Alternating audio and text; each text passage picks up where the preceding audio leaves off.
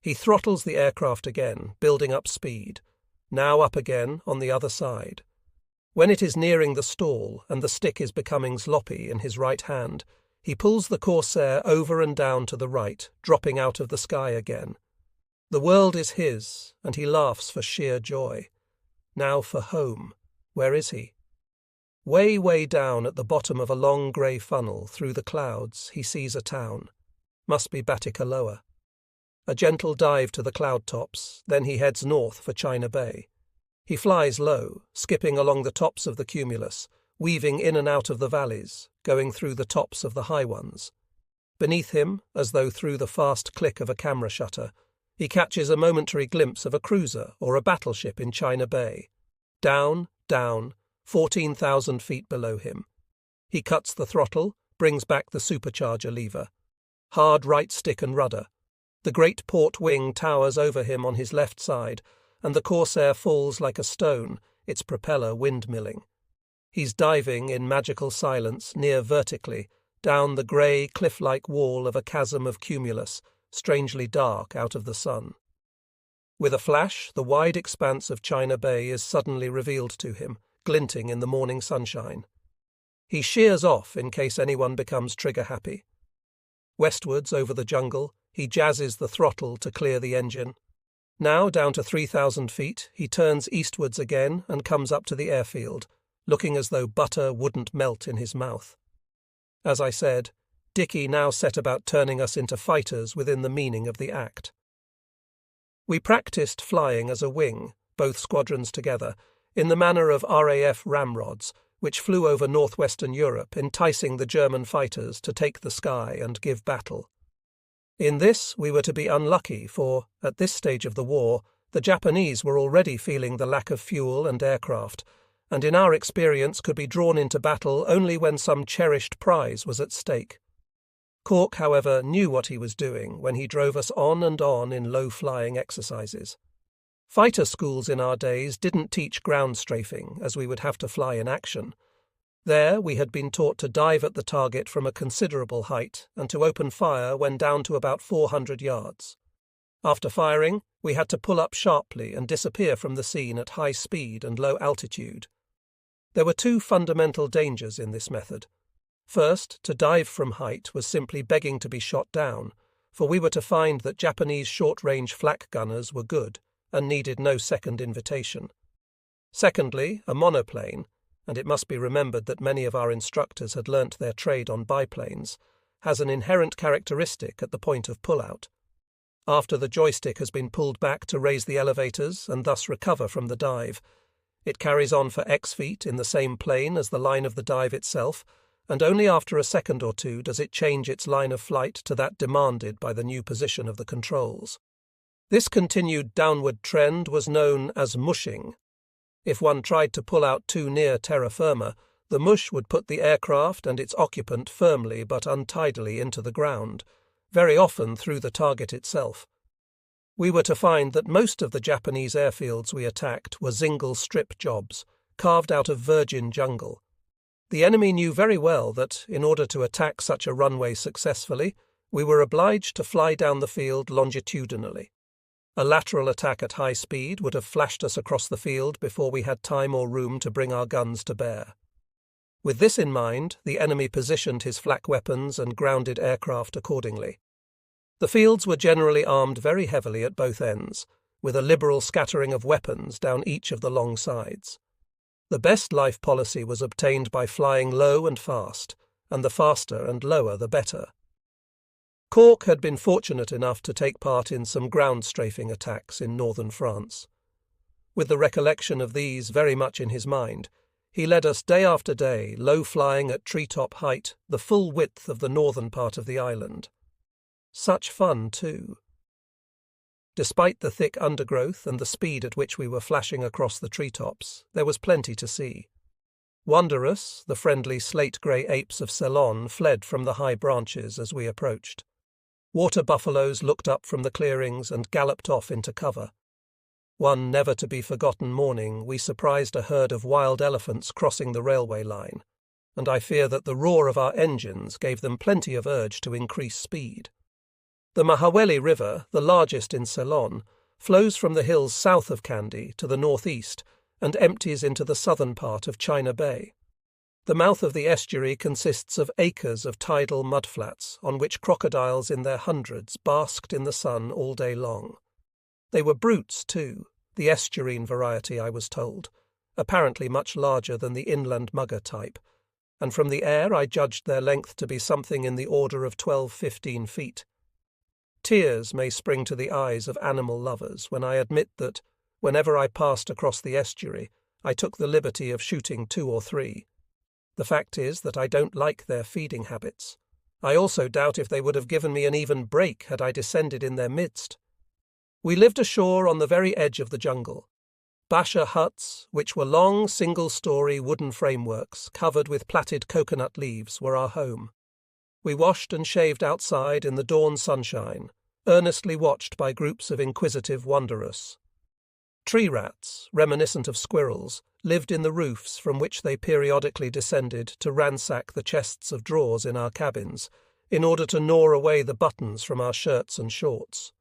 Snakes abounded, with cobras and Russell's vipers among the nastier specimens. The insect life had to be seen to be believed. Day was bad enough, but the nocturnal population was fiendish. Mosquitoes bred in their millions and drove us to distraction. Great four-winged beetles, something like 2 inches long, droned through the darkness of our cabins to thump into our mosquito nets like tennis balls. The only redeeming feature was the firefly. The bright, winking lights in their thousands more than atoned, in their beauty, for all the other crawlers and flyers. Our entire entertainment ashore was provided by a primitive bar and an even more primitive cinema.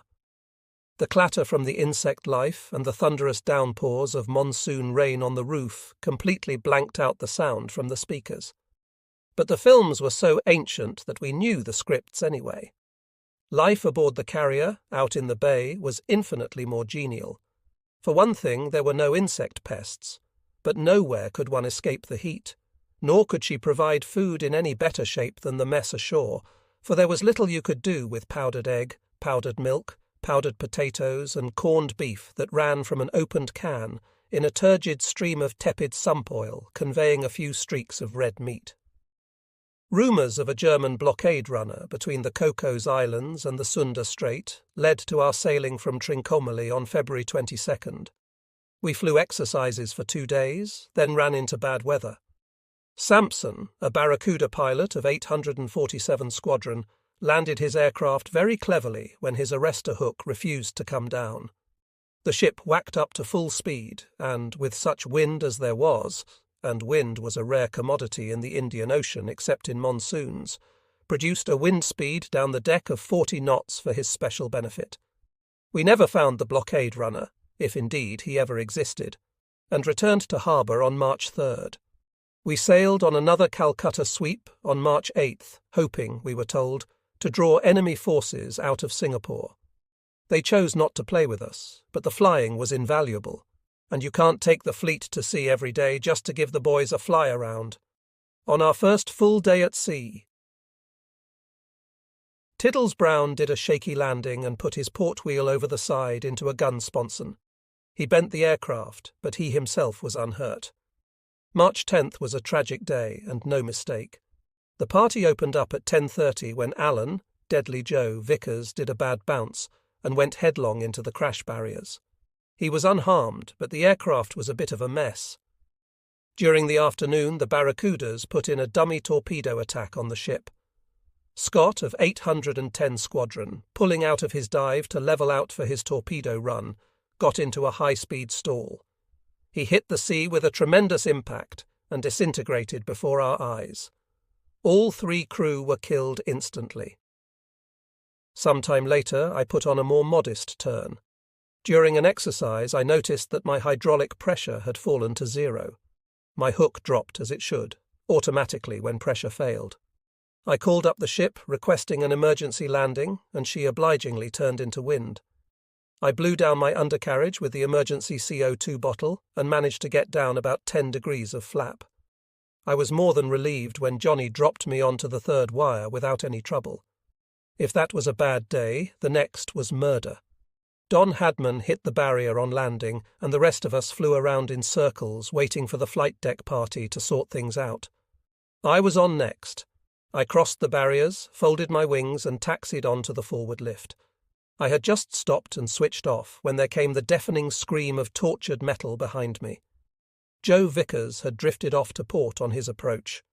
Probably because Joe had lost sight of the batsman, he ignored all signals from Hastings to go round again, and Johnny had to jump for his life into the safety net as Joe hit the port after a group of 4.5-inch guns. He then careered up the port side of the deck until he crashed heavily into the great steel stanchion of No. 1 barrier, slewing the tail round to rest across the nets, with the nose pointing towards the island. Because of amateur, albeit willing, interference in clearing up prangs, Captain Cunliffe had ordained that no goofers should approach a crashed aircraft. All rescue work had to be undertaken only by the flight deck parties. So we stood our ground, Reggie Shaw and I, 200 feet away. Alan Vickers was still in the cockpit, either unconscious or dead. We shall never know. His head lolled to one side, and it may be that his neck had been broken by the impact. So the men who mattered leapt into action. Firefighters in their asbestos suits were running out their hoses to drench the engine in foam. A sick bay chief jumped up onto one wing, Doc Olcock, the flight deck doctor, on the other. George McCarty, against all the rules, but nevertheless most gallantly, climbed onto the cockpit hood on which he sat astride, trying to help the other two to unharness Vickers and lift him out. So far all was going well. Then, without a spark of warning and with the concussion of seething hot air, the main petrol tank went up in a great explosion. The chief was killed on the spot. Ron Alcock was flung to the deck, horribly burned on head, face and arms. George was blown, a great torch of bright flame, in a wide arc to the sea 50 feet below. The aircraft was now an inferno, with firefighters covering the engine in foam and flames leaping high from the fuselage. But even these men had to withdraw when the 6 guns of the Corsair roared into action and sprayed the island with lead and steel. Burning oil and petrol flowed from the aircraft into the ready-use ammunition locker below, where 3 boys, trapped by the aircraft lying across their only exit, were badly burnt. Then came the final catastrophe. The rear end of the Pratt & Whitney power unit was made of magnesium alloy. Now it, too, caught fire. Nothing could extinguish it, nor could anyone now approach because of the intense heat. Alan Vickers was dead. The chief was dead. George McCarty, picked up by a destroyer and rushed to hospital in Madras, died there from his dreadful burns. Doc Alcock and 3 gunners below the flight deck were transferred to hospital with serious and disfiguring burns. To lose squadron chums, God knows, is bad enough. But to see the faces of their particularly close friends, buddies with whom they had joined up and from whom they had never been parted until this dreadful moment, is something akin to agony. Nothing could be done for the boys who had gone, but we tried, as kindly and unobtrusively as we could, to jolly along their friends. Most of them were very young. Some had volunteered straight from school or university, and knew little or nothing of life. They hadn't at this stage of the game accumulated much mental stability and were easily shaken. I have always maintained that carrier life, infinitely happy and enjoyable though it was, did nothing to make it easier for us. As a member of a shore-based squadron, one could at least go off to the nearest town and see a film, or find a few civvies with whom to have a drink and forget-sop for a while. But in a carrier we were there. There was no escape from it all. Your Corsair was in the hangar, 1 deck up. The flight deck, that torrid arena of the grim game of life and death, was only 2 short ladders beyond that. Life was lived, utterly and completely, within a space of something like 10,000 square yards. Within that area we ate, slept, drank, chatted with our friends, attended church, watched films, took our exercise, and flew, landed or crashed our aircraft. Friendships became, if anything, too close, and the hurt was all the more painful for that very reason. It was a relief to get back to Trincomalee. The goofers had had more than their fill for the time being. Once back in China Bay, we cast our sorrows aside. We swam or sailed dinghies in the afternoons. Michael Horden, our FDO and a great friend of the air crews, was the first man I ever saw swimming with flippers and a snorkel apparatus which, together with a spear gun, helped him to produce a seemingly endless supply of fish, most of them delectable, for the wardroom table. Some characters sought less attractive denizens of the deep. The coast off Trincomalee abounded in sea slugs, singularly unlovable creatures of the same shape and size as a small loaf of bread, which one usually found by standing on them. They registered their objection to this treatment with a slight, slow squirm, which had the startling effect of rocketing the owner of the foot from the water like a Polaris missile. Churchill, a flight commander who joined our squadron in the summer of 1944, found unpopularity in several quarters by collecting 2 or 3 of these monstrosities and depositing them, like visiting cards, in the wash basins of shipmates' cabins. They appeared to possess neither head nor tail, moved at a steady inch per hour, and were utterly repulsive in their amorphous, grey, decomposed appearance. There is a type of person who can handle such things without a morsel of squeamishness, but Churchill was almost uncanny in his ability to leave them with people whose revulsion knew no bounds, and who inevitably had to bribe a braver friend to remove them. In the evenings we might watch a film in the afterlift well, sing around the piano, or merely drink and chat. We were a happy crowd, and, certainly in the wardroom, there was no nonsense about ship's officers and squadron officers. From friends in other carriers, however, we gathered that the absence of any division between the two was not universal by any means. Good or bad things in a ship descend from the top, and our captain and commander set the style. More than any other senior officers, perhaps, they understood the RNVR temperament. Without their endless wealth of tact, goodwill, and infinite good nature, I tremble to think what a holocaust we might have produced, the genius who composed the song. There's a mix-up on the flight deck, and the wavy navy did it, was speaking from a wealth of experience. A happy carrier such as ours had to be grateful to a captain and commander who, somewhere along the line, had realized that RNVRs were creatures of a type entirely different from anything they had encountered in such numbers so far in their careers, and that, as far as they were concerned, rules might conveniently be bent a trifle, and discretion stretched a little further than was customary. God knows we tried, but our valiant efforts to conform were directed largely along civil lines of good manners and behaviour, rather than in a determination to master King's regulations and Admiralty instructions. In any case, these seemed to us so voluminous and detailed that we conveniently decided that they could not possibly be assimilated in just one war. The undoubted fact that it worked was entirely due to these 2 gentlemen. Towards the end of March we were at sea again, trailing our coat in the Indian Ocean. Some strikes were in the offing, but without Victorious, whose arrival in China Bay we expected very shortly. We couldn't tackle the job alone. The great Saratoga, the last big carrier of the US Navy's old guard, was coming round from Espiritu Santos in New Britain to join us for a time, and we were out to rendezvous with her. She made an impressive sight as she and her 3 attendant destroyers climbed out of the southern horizon to meet us. They had run into a typhoon whilst crossing the Great Australian Bight and had taken some punishment, but Saratoga's menace and power were there for all to see. On the day following our rendezvous, she proceeded to show her teeth. Her complete Air Group 12, said to be one of the most efficient striking forces in their navy, disappeared over the horizon. An hour later they returned to deliver a devastating, simulated attack on their own vessels. Dive bombers, Douglas Dauntlesses, fighters, Grumman Hellcats, and torpedo bombers, Grumman Avengers, all at the very peak of efficiency, gave a display which took our breath away. We saw quite a lot of each other in Trincomalee. Some of them had been instructors during my time at Miami, and it was good to see old friends. One such was Commander Joe Clifton, the Air Group commander. Jumping Joe was one of the great characters in my life, and in many others. He was an average-height, thick-set, tough-looking guy, as hard as they come, who had played football for the US Navy, and in America that speaks volumes. He had taught me about air gunnery in Miami. He talked loudly and interminably, with only short pauses to allow the intake of breath and smoke from a large cigar, without which he was never to be seen. He was no respecter of persons, and it would be a gross understatement to say that he didn't suffer fools gladly. I was driving our big aerial bike from the airfield back to the mess at China Bay one morning when I met Joe with 3 or 4 of his boys indulging in a strange exercise for Americans, walking.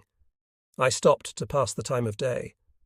"Where in hell do you learn to ride that thing, Hans? Only cops ride them back in the States." We talked. All the time Joe was looking over the machine. "Do you know, Hans, I ain't never ridden one of them. How's about checking me out?" I dismounted and went through the cockpit drill. The 500cc bike was not lacking in urge, and I emphasized that the clutch called for a dainty hand on the controls, something for which Joe was not particularly noted, on the ground or in the air. He settled himself into the saddle and positioned his cigar firmly and squarely in his mouth. He set his face in that characteristic look of determination and was ready to go. "Now, Joe, easy on that clutch!" Up went the revs, bang went the clutch. The bike took off as though rocket-assisted, and, with Joe hanging on for grim death, shot through the open doorway of a basher hut to disappear through the rear wall, leaving a well-defined aperture. "Man on motorbike passed through here." We ran to the back of the hut. The bike, with engine stalled, lay steaming gently in the noonday heat. Joe, flat on his back, was laughing gently through a dark brown sticky mush which had been a cigar. "Wow, boy, that sure is one hell of a machine. I reckon those cops back home are no fools. Sure as hell would like to get the hang of it." For 2 or 3 weeks we flew and sailed together, attacking the fleet and making a series of dummy operations against Ceylon itself, which in turn retaliated by testing our own defences with purposeful attacks by RAF Beauforts and Beaufighters. By then we were ready. One more catastrophe had to be endured, and again Illustrious was struck a hard blow. As we approached Ceylon after some days exercising, we were ranged for a dawn takeoff, with Dickie Cork heading the line. The Indian Ocean in April is flat calm, and at dawn there is virtually no wind. For almost half an hour the captain cast around trying to find such wind as there was, and eventually settled onto a course. Away went Cork, but the wind was so negligible and his takeoff, including a breathtaking sink, over the bows, so hazardous that the rest of the flying programme was cancelled. Dickie was given a course to steer for China Bay, and the fleet turned to follow him to the coast. As we came through the boom and sighted the signal station, we were greeted with quick-fire flashes, telling us that the runway was out of use because of a bad crash. Though I believe I was the first to put 2 and 2 together, I claim no pride.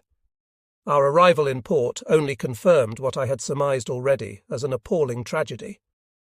Cork arrived over the airfield, then controlled by the RAF, and prepared to land in the half-light of dawn.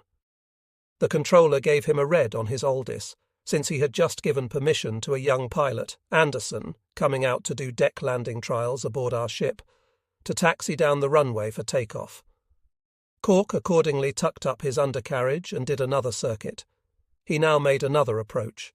For reasons which we shall never know, he ignored another red on the Aldis, and a red very light. He pressed on with his approach and landed on top of Anderson, who by this time had reached the middle of the runway. No wonder the shore station's signal had been lacking in detailed information, for both men were burnt beyond recognition. The next morning we took what was left of them to the little cemetery in Trincomalee. We had never met Anderson. Cork was one of us and would be sorely missed. I was a long time getting over that one. Silently I swore like a trooper to think that someone like Dickie, who had already gone through hell and high water, should throw his life away so contemptuously. He deserved a better fate. Sad, yes. But they would both have been proud and happy to see the full Saratoga Air Group lined up with our own as a guard of honour as we slow marched them to their final landing. During the first month or 2 of our long stint based on Trincomalee, it became necessary to change our Corsairs to a later mark. The aircraft were brought in crates from the States to Cochin, on the southwest coast of India, thence taken by road some miles inland to Coimbatore, where there was a Royal Naval Air Repair Yard. Here they were reassembled and test-flown before being issued to the carrier squadrons. We flew our old machines up to Coimbatore and brought the replacements back to China Bay, and now, at long last, with a trail of destroyed and broken corsairs and barracudas and a lamentable loss of young men behind us, we set off to war. The objective was Sabang, on a small island off the northerly tip of Sumatra. The harbour was used by shipping servicing the Japanese armies in Burma, and this, together with a large airfield at the back of the town, was a target worthy of our attention. We sailed on April 16th in company with Saratoga, Renown, Valiant and Richelieu, and the cruisers London, Newcastle, Gambia, Nigeria, and the Dutchman Tromp with escorting destroyers.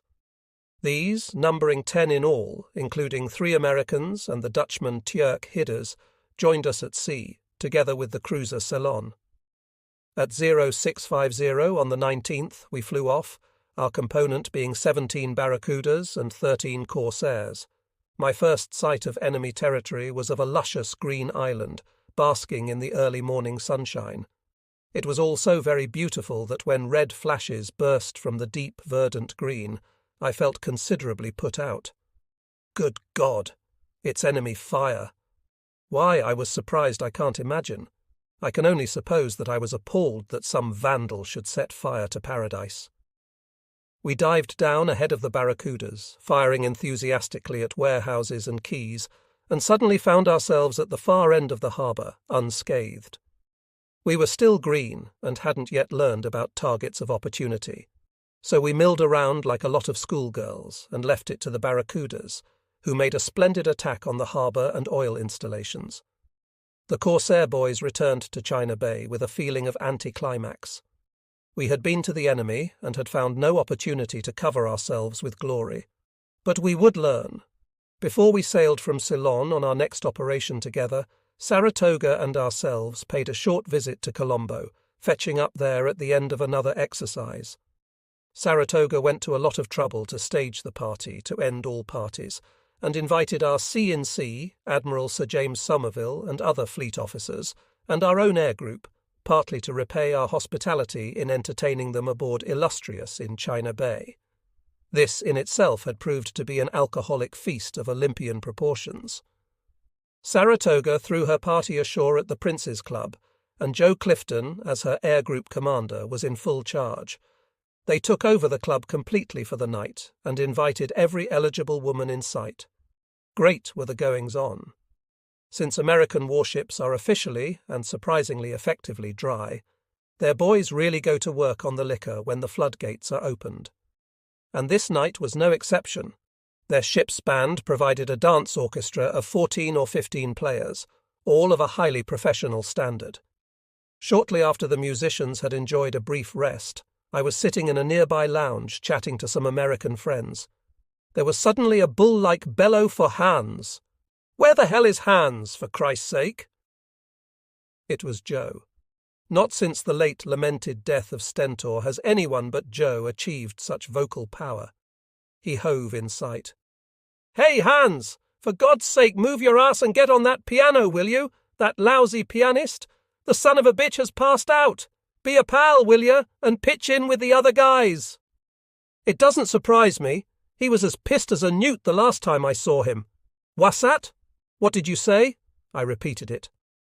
"What the hell's a newt, for Christ's sake?" Joe's interests were a bit limited and obviously didn't include the study of fauna. I told him. "Is that right? And just how the hell do newts get, what did you say, pissed?" I had to confess that I was beaten on that one. "Hey, is that a limey expression? Sounds good. Must remember that one. Anyway, forget the newts, Hans. Get on that piano, there's a good guy. That guy is finished for the night, that's for sure." I went over to the grand piano and sat down. The nearest musician was the lead saxophonist. He was a New Yorker, slim and dark, probably of Italian origin. He was a man of few words. He half turned towards me and said from the corner of his mouth, "Sweet Sue, in G, OK, 1-2. It was a long time since I had enjoyed playing so much. These boys were, as I found later, all professional musicians, drafted into uniform for the duration. They played the whole night without a note of music in front of them and never put a foot or a finger wrong. It came as an exciting challenge to me when I found that they automatically assumed that I was in the same category. With only a couple of bars' notice, the leader would remove the reed of his instrument from his mouth, half turn to me again, and laconically call upon me to modulate to F and play a piano break for half a chorus. For an hour and a half I revelled in the company of true musicians and learned more than any teacher could have imparted in a year. On May 3rd we sailed again for a final exercise before another operation. Shortly after leaving harbour, 2 of our barracudas collided in mid-air, and Walmsley and his crew of 2 were killed when their aircraft went into a spin. Buckland managed to ditch safely outside the harbour, from where he and his crew were rescued by the American destroyer Dunlap.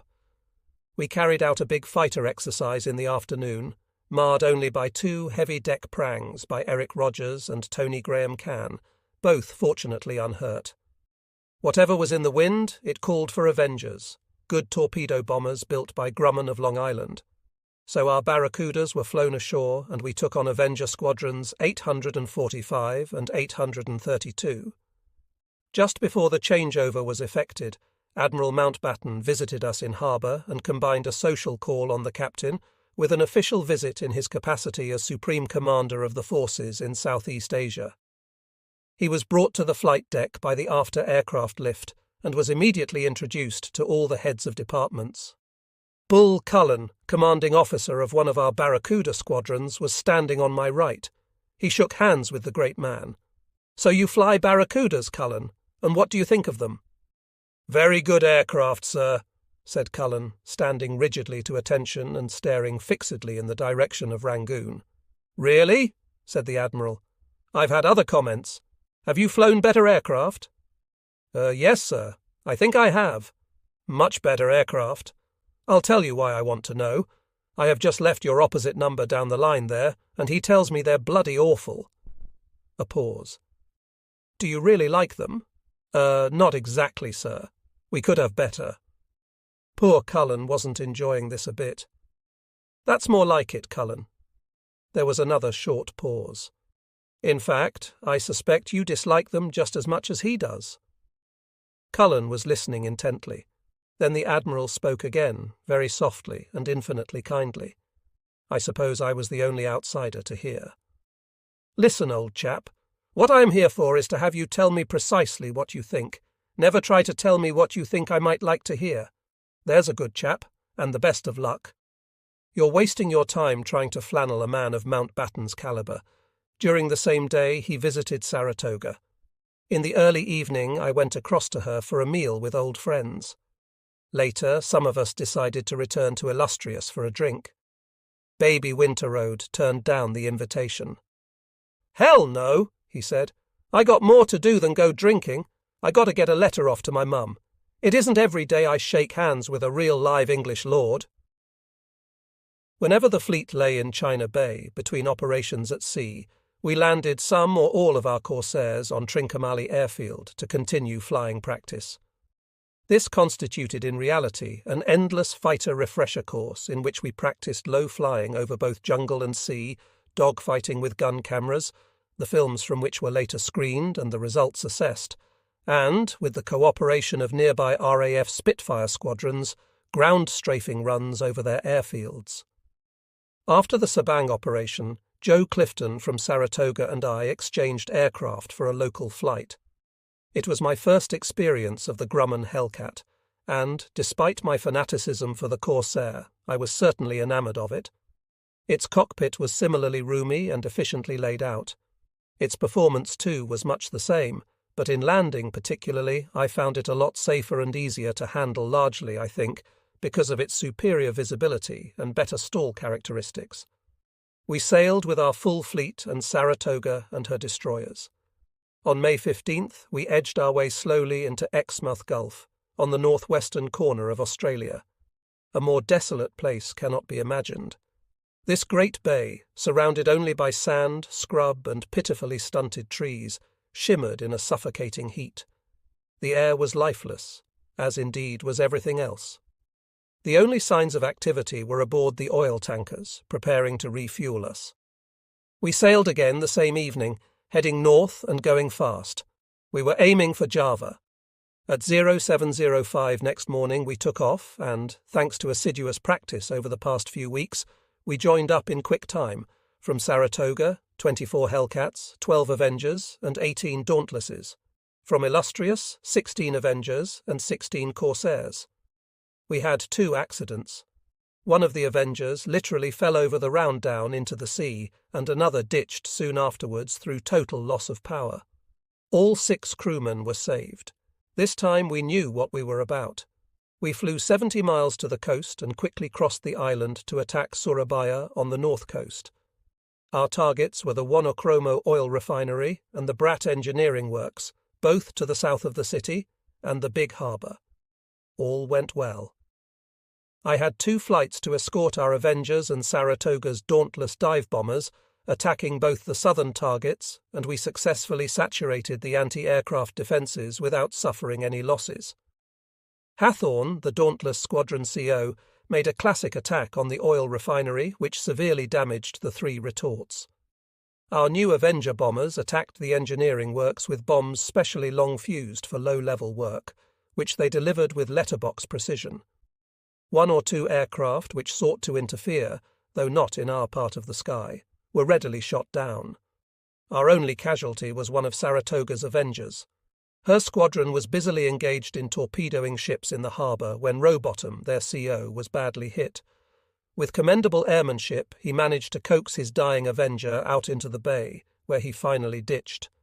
Fortunately, he and his crewmen, although captured, survived the war.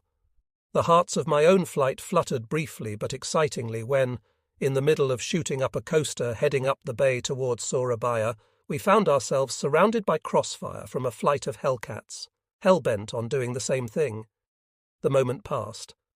On the way home, I took up my position as stern cover. My first realization that the American strike leader was leading us through the wrong pass in the mountains came when I saw a flight of Hellcats diving below us, obviously heading at a rate of knots for the surface of Java. There, far beneath us, was a great airfield with a welcoming spread of parked aircraft. I thought quickly. All the fighters had used a lot of ammunition, and 4 aircraft wouldn't be carrying sufficient to deal with the great array of tempting targets below us. If I waited for permission to attack, the element of surprise would be gone. I prayed hard, and took my flight down in a great sweeping dive to the airfield. This was Malang, an important Japanese Army Air Corps base, and we had them on toast. I was breaking the rules.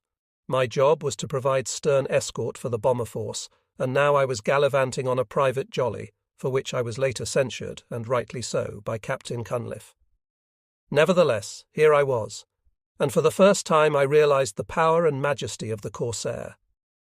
At over 300 knots, with my 3 boys well spaced out in line abreast, my aircraft slid into the airfield. Closing quickly into firing range, my first impression was one of bodies rushing like ants all over the field. Some were heading for AA emplacements, others dashing for the hangars, presumably to taxi out aircraft from the fires which the Hellcats had already started. As I flattened out at about 30 feet, heading for a row of parked fighters, my first burst blew to hell a machine into which a pilot was climbing. Tracer ricochets were flying in all directions in front of me, and my 6 guns were thudding away with a healthy, dull thump, a bass te deum to the painstaking work put in by my armourer.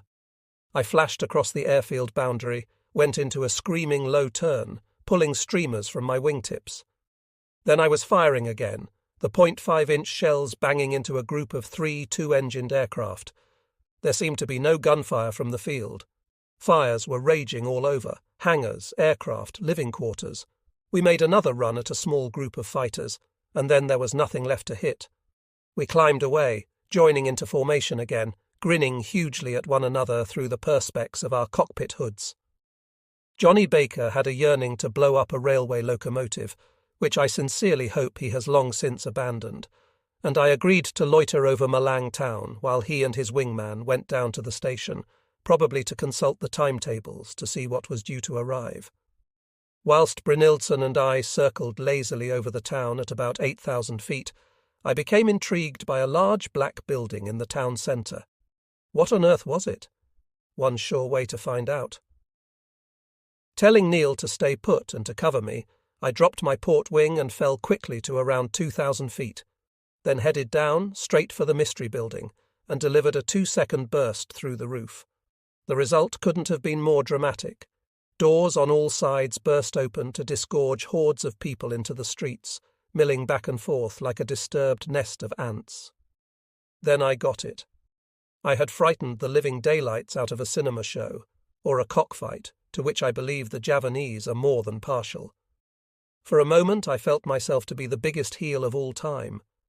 Then I thought again, and decided they should have more to think about at 10 in the morning.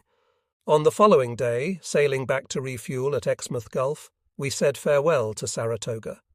We had enjoyed their refreshing company, both ashore and afloat. We admired their efficiency and single-mindedness. We had made new friendships and had cemented old ones. It was a sad moment as she steamed slowly past, acknowledging our salute, our full-blooded cheers, and our farewell to good and brave friends. Then she and her destroyers slid into the murk of the gathering darkness to the south. Godspeed. On the road to China Bay, where the flying corsairs play. Apart from continuous flying practice from the airfield and the occasional 1-, 2- and 3-day exercises at sea, we idled away for a month at Trincomalee. Despite the freedom from operational anxieties, however, we just couldn't escape from the ever-present menace of death. On the last day of May, Brian Guy of 1830 Squadron, taking part in an exercise out at sea, flew into an electrical storm and failed to reappear. Although arduous searches were carried out at sea and along the coastal strip, nothing was found. 10 days later, during an exercise at sea, a Barracuda of 810 Squadron hit the sea in a high-speed stall, and all 3 crewmen were killed. Since March, we had been getting acquainted with a new flight deck doctor, Robert Ellison, who had replaced the unlucky Alcock. Bob was, I believe, one of the first RNVRs to undergo a course in aviation medicine, and was therefore the ideal chap to look after us. His main purpose aboard the ship was to watch air crews for signs of crack or strain, and as a result he found himself spending most, if not all, of his time with us. He was a good listener, and never appeared to be weary of accepting for further consideration all our moans, worries, and frustrations. As time went on, we needed more and more someone of his type on whom we could unload our fears. That same month, too, our CO, who had been operational since the commencement of the war, departed quite suddenly for the UK, and within an hour, after a 3-minute conversation with Captain Cunliffe, I found myself in charge of the squadron. Promotion, after wending its way through the usual channels, followed a few weeks later. Now came another operation which we would carry out alone. The family, of course, came along with us. Renown, Richelieu, Ceylon, Nigeria, Gambia, Phoebe, and 7 destroyers. It can't have been much fun for them, although I reckon it was preferable to swinging around a buoy in China Bay. Our objective this time was the harbour and airfield of Port Blair in the Andaman Islands, that pendant of small islands which appears to be suspended from Calcutta down through the Indian Ocean. We made our landfall soon after dawn on June 19th, and the course given to us was a good one, for we hit the main island of the group right on the nose. As we approached the coast, I gave the order to purge the wing tanks. At this time, each wing of the Corsair contained a small built-in petrol tank, both of which we endeavoured to exhaust before going into action. These, unlike the main tank, were not self-sealing and were extremely vulnerable to gunfire, especially so when they were partially or fully exhausted, because of the highly explosive vapour still captured in them. The Corsair was fitted with bottles of CO2, opened by a valve in the cockpit, with which to purge them and render them reasonably harmless. When I gave the order, Gordon Aitken, a lovable character and a great pilot, but one given to engaging moments when his head became firmly tucked into the nearest bank of cumulus, promptly opened the wrong bottle and blew down his undercarriage. Once extended by this method, the undercarriage could not be retracted again without adjustments by the maintenance crew. This was great. I was, unfortunately, in no position to kick his backside, and had to restrict myself to ordering him to return to the ship. He would have looked like a proper Charlie flying around at very limited speed with all that drag on him. Worse, he would have been a sitting duck. With a flight led by Percy Cole, we gave the airfield a going over and destroyed 7 or 8 fighters, which the Japanese had most thoughtfully lined up for us at the end of the runway. The fury of the short-range flak showed how annoyed they were, and there was no end to the host of red balls that rose lazily in arcs and flashed past our faces as they just missed astern. Johnny Baker chased a mechanic across the airfield and put him out of the war. The boys shot up hangars, huts, living quarters, petrol bowsers, and other odds and ends. The only serious trouble we encountered was an imposing row of machine guns lined across the bottom of the runway strip. The Japanese men manning them were the bravest of the brave, for they steadfastly stuck to their guns in the face of our terrible fire, refusing to the end to put down their heads. By this time the bombers had arrived, so we sheered off, Cole to the south, myself to the north. On Mount Harriet we found the radar station. With the last of our incendiary ammunition, we burned to the ground the station buildings, and then, in a wave of completely unjustified optimism, tried our luck with armour-piercing shells on the masts themselves. A very brave Japanese gunner, squatting on a small platform set among the girders halfway up one of the masts, had a go at me as I passed at his level. I yelled to Reg Shaw, half a mile east of me, to get the man. He duly obliged. Our .5-inch bullets packed a considerable wallop, and this gallant fellow hurtled from his platform to the ground as though catapulted. 2 of us were hit by light flak. Johnny Baker had a 40 shell hole bored cleanly and clinically through a blade of his propeller, making his engine run very roughly. I collected a shell, probably 20 mm, from below and ahead, which passed neatly through the propeller without touching it. It sheared off the vanes from the top centre cylinder of the engine and finally burst through the engine cowling, leaving something like a head of aluminum cause lettuce sticking out on top. When there was nothing left to go for, we rendezvoused out at sea east of Port Blair, over one of our submarines. This boat was one of 2 temporarily withdrawn from their patrol areas in the eastern Indian Ocean to act as air-sea rescue vessels for the operation. We found her 4 or 5 miles out, cruising in lazy circles, with some of the crew relaxing on the casing and 1 or 2 officers waving quite merrily to us from the conning tower.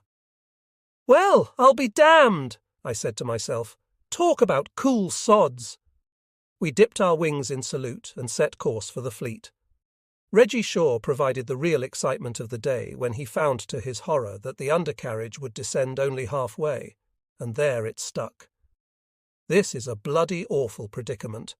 One cannot ditch with safety, for the undercarriage would snap the aircraft onto its back, with possibly fatal results. Nor can one deck land, an effort which would not only tear the deck installations to rags and tatters, but would probably pitch the aircraft over the side into the bargain. The only option is to bail out. So we told him, by the ship's radio, to go ahead of the destroyer screen and get on with it. We suggested that he should open his hood, invert and release his safety harness. He did. Nothing happened. He inverted again. Again nobody emerged. "What the hell are you doing, Reg? I can't get out! Don't be so bloody stupid! Climb out then, you stiff!" The ruderies produced results, at least. He clambered out onto the wing and, after some hesitation, jumped. He fell.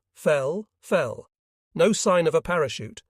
Standing on the flight deck, hands shading our eyes, we were beside ourselves with horror and frustration. Then we began to shout, "Pull it, Reg! For God's sake, pull the bloody thing!" The great white flower finally blossomed, and he floated the last 200 feet gracefully into the ocean. God, he had certainly cut it fine. Later, safely back from the destroyer which had picked him up, he told us that the anaesthesia of floating, with warm air flowing over his body like a refreshing shower, had robbed him of the vital urge to pull the ripcord. It had brought him close to death. The rest of us returned in more normal fashion, safely and without prangs. Our boss, Ian Sarrell, commander, flying, never failed to greet our return as a friend. Ian, of course, was a pilot and had taken part in one of the great and earliest actions of the war, when Skua dive bombers had flown from the Orkneys to sink the German battlecruiser Königsberg in Bergen Harbour. For this he had been awarded the Distinguished Service Cross. Watching deck landing from goofers could be more nervously exhausting than carrying out the landing itself. To the onlooker, a barracuda's landing looked hazardous enough. Yet it could approach from dead astern in a steady descending drone to the deck. But every corsair looked like a certain crash. The beast's long nose, which gave the pilot extremely poor visibility in the nose-up landing attitude, shut out completely any idea of approaching from dead astern. In order to keep both deck and batsman in view, the pilot had to approach the round down in a great sweeping descending curve from the ship's port quarter. In many instances he was still turning as he crossed the round down.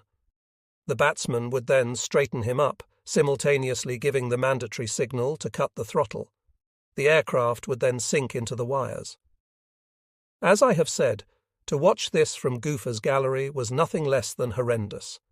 It calls for little imagination to realise why Commander Sorel's hair turned grey during the commission, for he had to watch every landing. Yet he was a quiet, serene man who was never known to flap.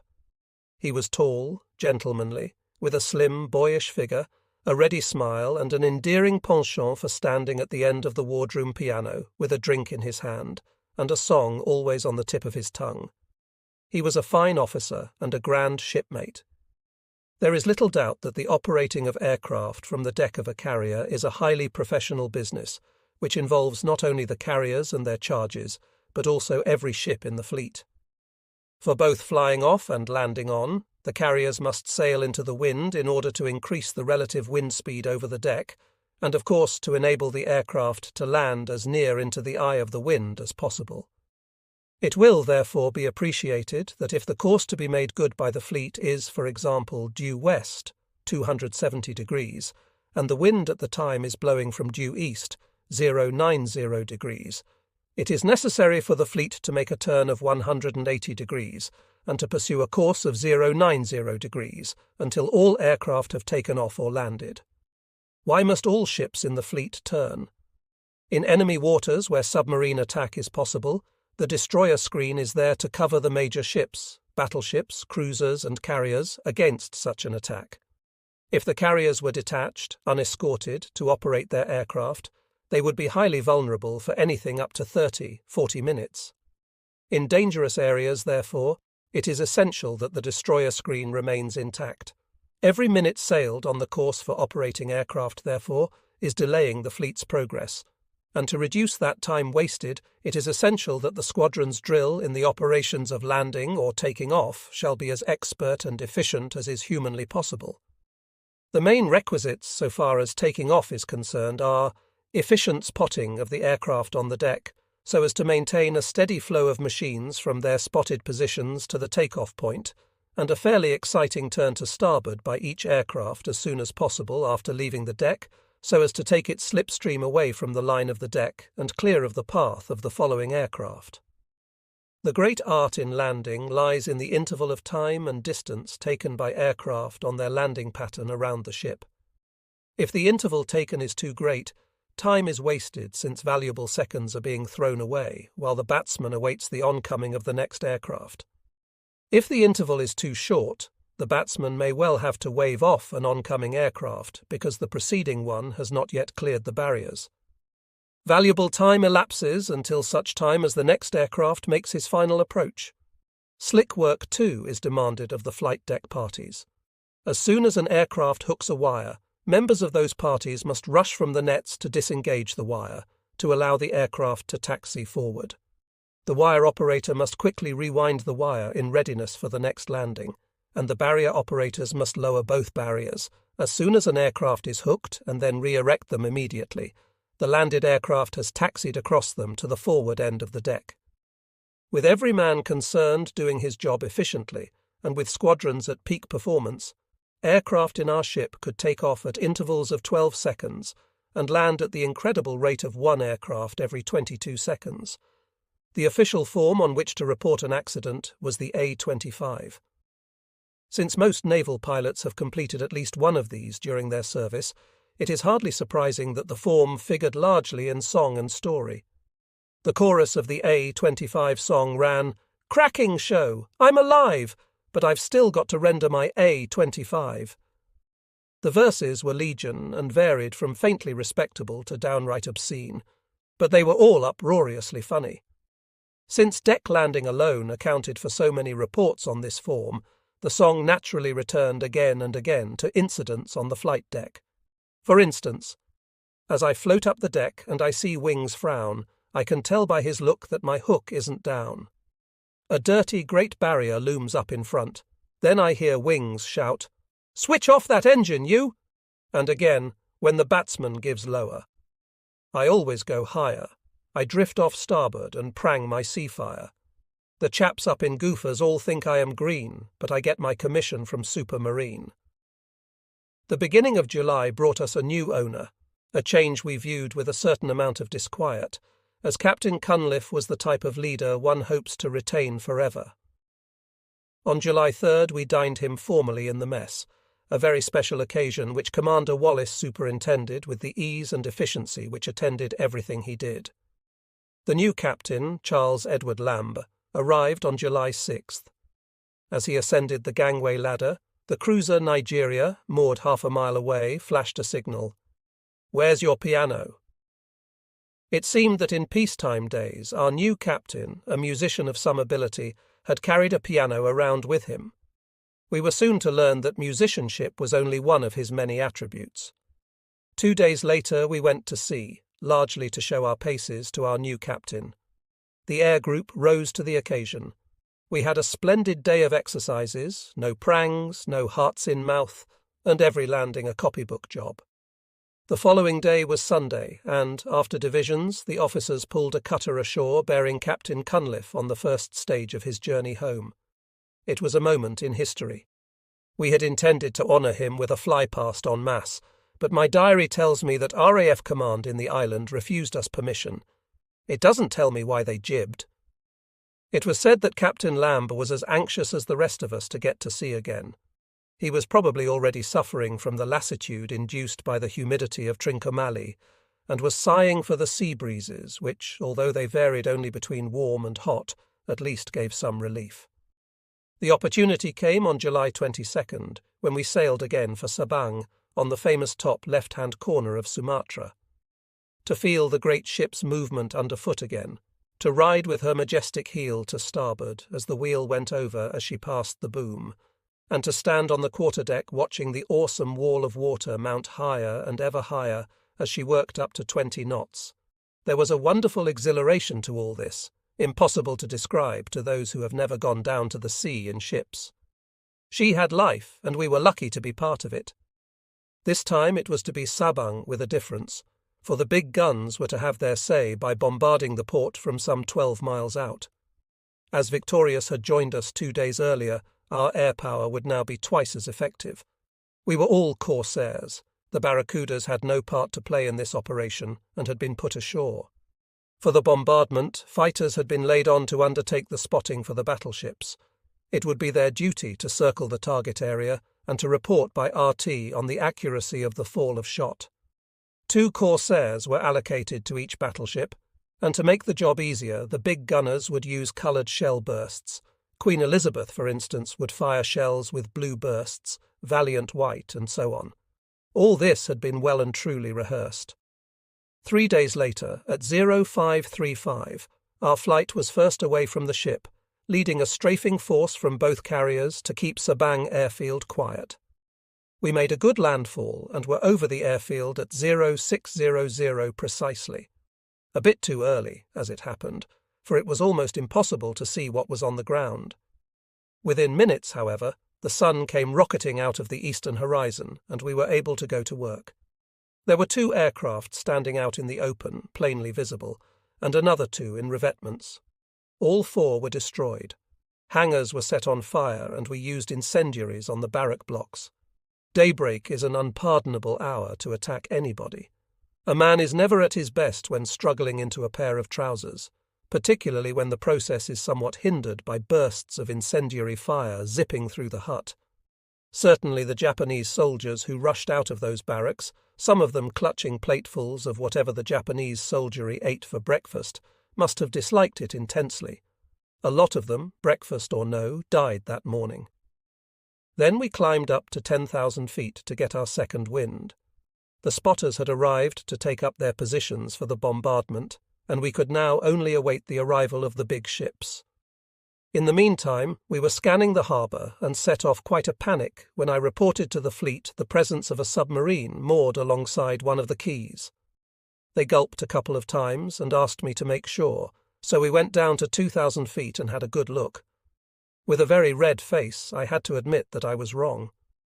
What it turned out to be was a small coaster with a tiny superstructure amidships, and the fleet was so relieved that they forgot to give me a blast for poor ship recognition. Then the first of the shells came droning in, and we needed no reminder to get the hell out of it. 15-inch shells are the very devil for demolition work.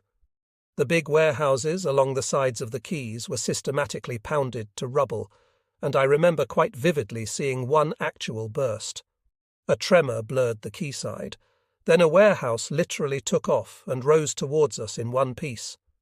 At some height, which it was impossible to judge the building, then disintegrated and fell to the ground in a monstrous cloud of dust and smoke.